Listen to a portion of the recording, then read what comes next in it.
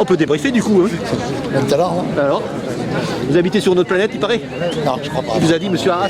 J'habite à la planète Terre, j'habite à Dax. Tiens, lui d'ailleurs, il est à Toulouse, tiens, quand j'y pense. C'est vrai? Il a joué à Dax, oui, il travaille à Toulouse. Ah, bon, ça, c'est pour l'anecdote. Ah oui. Mais Vous êtes renvoyé un peu les valeurs, vous êtes refilé un peu les valeurs, on vous envoyait des valeurs dans la...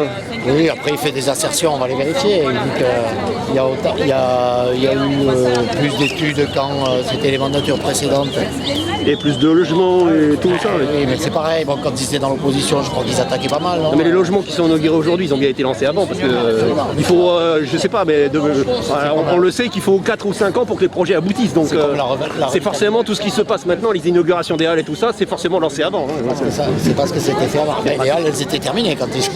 Oui, même, ouais, enfin, il y aurait encore les travaux devant. Oui, oui, d'accord. Mais ça a été lancé avant. Oui, mais c'est lui qui coupe les rubans. Quand même. Oui, bon, mais ça c'est la... C'est la guerre.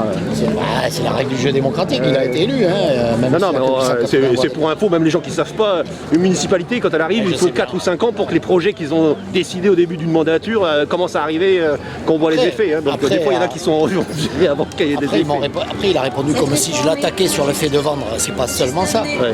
C'est le fait qu'ils se vantent de réduire. Ils réduisent l'endettement, certes, mais ils le réduisent en vendant. Donc voilà, c'est tout. Donc c'est une façon de gérer. Voilà, ils ont choisi cette façon. Pourquoi pas? Mais donc on dit, effectivement, vous vendez des biens pour réduire l'endettement. Donc, mais là, le budget 2023, le budget 2023, il y a des hausses de dépenses. Donc ça, effectivement, ils sont contraints par des hausses d'inflation. Mais on voit aussi que les recettes, elles ne sont compensées, elles ne compensent la hausse des dépenses que parce qu'il y a une hausse de l'assiette finalement. Donc il est un peu sauvé par la revalorisation des habitations, quoi. Ça l'arrange. Oui, ça l'arrange. Et sinon, on était plutôt dans le rouge, hein, a priori. On était dans le rouge, mais après il dira que c'est notre faute. Il dira que c'est notre faute, comme d'habitude. Voilà. Ça fait 3 ans, et bientôt il a mis mandat, il continue à dire que c'est...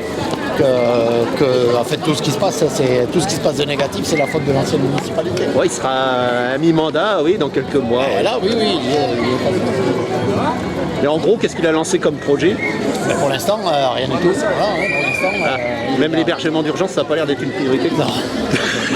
Non, mais voilà, son seul projet pour l'instant, c'est la salle multimodale, et qu'il veut faire payer par l'aglo. Bon, après, cette salle, encore une fois, il s'est répandu dans la presse en disant qu'on était contre. Non, on n'est pas contre, on dit que c'est pas le moment de la faire, c'est tout. Parce qu'il y a des urgences financières, il y a des urgences qu'il faut régler avant. Ben oui, il y a des salaires à payer, des hausses de salaire, il y a des hausses d'énergie. Et la salle, elle sera faite un jour, très bien, mais bon, pourquoi la faire maintenant? Pourquoi tout arrêter pour faire cette salle qui va coûter très cher et qui, même si elle répond à un besoin, hein, je ne dis pas qu'il n'y a pas besoin. On est tous d'accord pour dire qu'il faudrait une salle de spectacle sur Dax ou sur l'aglo.